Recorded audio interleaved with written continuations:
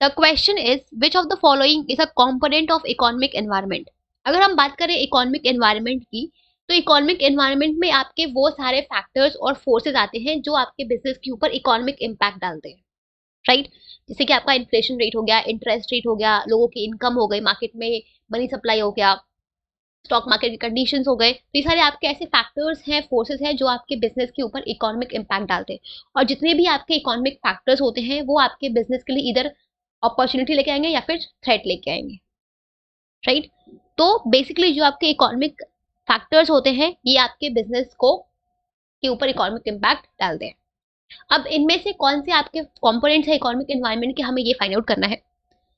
बात करें अगर कंजप्शन हैबिट्स की, तो ये जो आपका कंजप्शन हैबिट्स है, तो अगर लोगों का जो कंजप्शन हैबिट है, एक सोसाइटी में जितने भी लोग रह रहे हैं या एक कंट्री में जो भी लोग रह रहे हैं, उनका जो भी कंजप्शन हैबिट है, उनका जो भी आदतें हैं खाने पीने की, वो आपका क्या है, ये आपका एक सोशल फैक्टर है जो आपके बिजनेस को अफेक्ट करता है।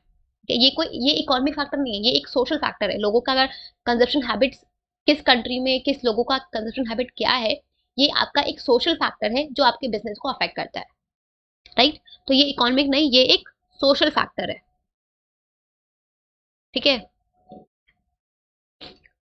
ऑप्शन नंबर 2 पे आते हैं। 2 है हमारा rise in disposable income of people. अगर लोगों की इनकम बढ़ती है तो ये क्या है, लोगों की इनकम बढ़ना क्या है, ये एक इकोनॉमिक फैक्टर है।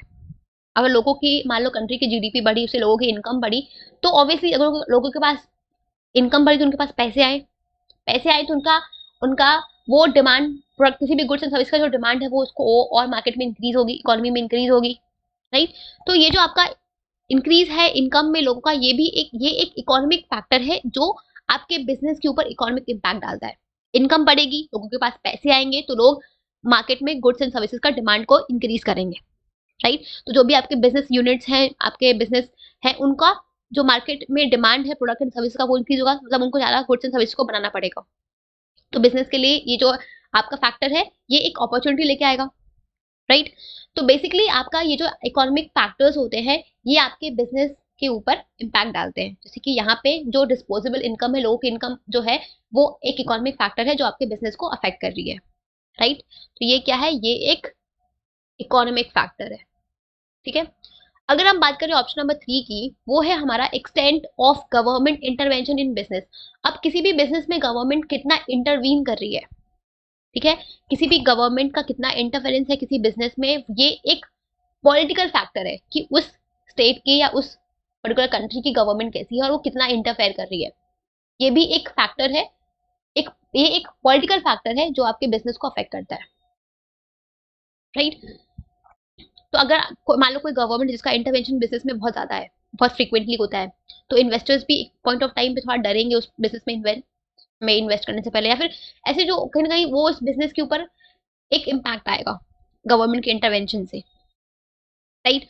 तो बेसिकली ये क्या है, ये एक पॉलिटिकल फैक्टर है जो आपके बिजनेस को अफेक्ट करता है, राइट। तो हमें यहाँ पे क्वेश्चन में क्या पूछा गया था कि हमें इकोनॉमिक कंपोनेंट को आइडेंटिफाई करना है। तो इसमें इन तीनों में जो आपका इकोनॉमिक कंपोनेंट है वो है आपका rise in disposable income of people. लोगों की इनकम बढ़ेगी तो मार्केट में गुड्स की डिमांड बढ़ेगी, तो गुड्स जो आपके बिजनेस यूनिट्स है उनको भी एक अपॉर्चुनिटी मिलेगी अपने गुड्स की सप्लाई को इंक्रीज करने का, पैसे अपने इनकम को इंक्रीज करने का, राइट।